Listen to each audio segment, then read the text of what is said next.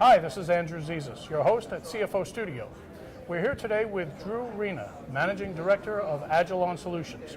Drew has a host of information to share with us about the current status of CFOs and the CFO industry.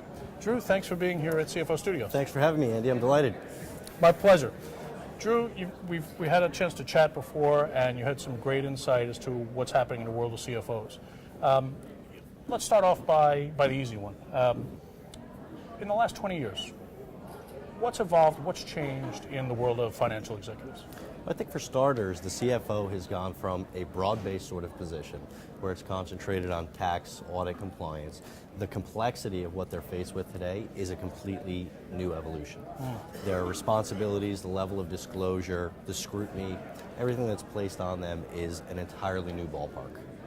You know, it's interesting. In earlier interviews today, we've had a couple of folks talk about the new role of the CFO actually being that of a COO, but they only get one salary. Correct. Now, the recovery is taking hold. We're starting to begin to see some real traction. We're starting to see some positive effects, not only in industry, but also in employment markets. What's happening with CFOs who last year, were afraid to move and were happy to have a job? Well, we've started to see it sort of a shift in the paradigm where historically they were very comfortable in the role. Everybody had this hesitation where even for looking at new opportunities, they're very hesitant to make a jump. So we're starting to see a migration. It's starting to open up a little bit more from a demand and from an opportunity standpoint. So the hesitation is not quite as bad as it used to be. So there's a lot more CFOs now that are looking to make the move into the next step. So they're feeling more confident that the opportunities are out there. Absolutely. And they're not just worried about having a job. They feel that it's time to make a move and it's time to start spreading their wings. Exactly, and I think they're confident with what they've been through over the last year or two that the value that they're bringing to new organizations is real. So they're looking to transfer that. So now, how does that?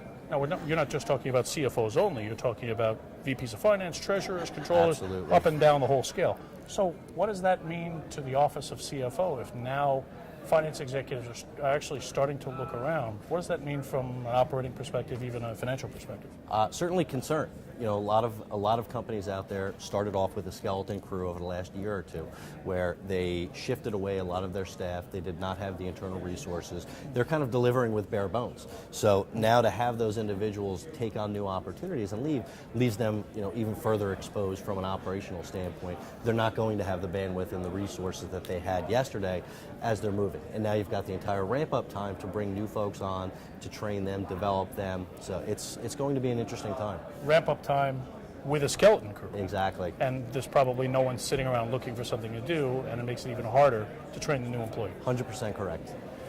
Okay, wow. So, all right, so now we've got people out looking for jobs, and I hear the debate all day long, you should be a specialist, you should be broad-based, and a number of finance execs think that they should offer themselves on a broad basis and create greater opportunities for them to pick and choose as the jobs go by. Do you ascribe to that perspective? I don't. I think that's one of the misconceptions that's out there, because if you look at the positions and the demand that's out there today and these new CFOs, the roles that they're taking, board of directors and senior executives are looking for very precise subject matter expertise.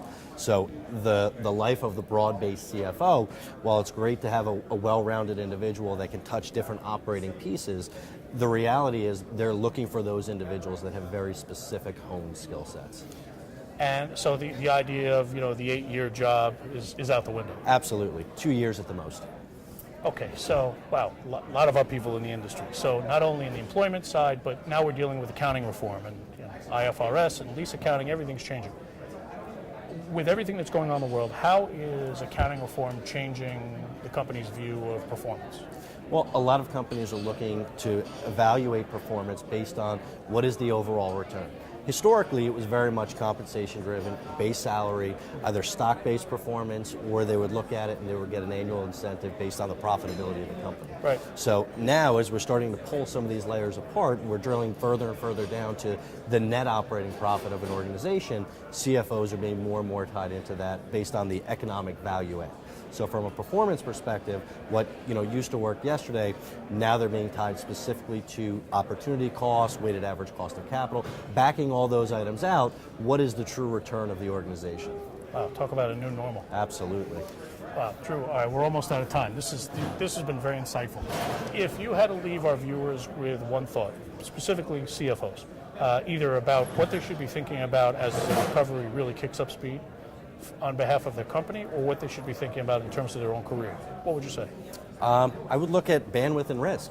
At the end of the day, there's all these organizations that are out there. We know they're operating on skeleton crews. We're looking at business transformation opportunities, how to evolve that CFO and that company into the next level. So as a result of that, they've got to look outside some of the traditional methodologies that we've had and really try and hone in on what's going to take them to the next level. And I think, looking at the new regulatory compliance and everything that's out there, it's a new dynamic. So they need to be nimble and they need to be quick. So the watchwords are nimble and quick. Absolutely. And something about a candlestick. And a candlestick. Quick jump over it. Drew, it's been great having you on My CFO pleasure, Studio. Andy. Thank you. Thank you for having us. As always. Thank you for being here. This is Andrew Zezas, your host at CFO Studio, saying thanks for watching. We'll see you again.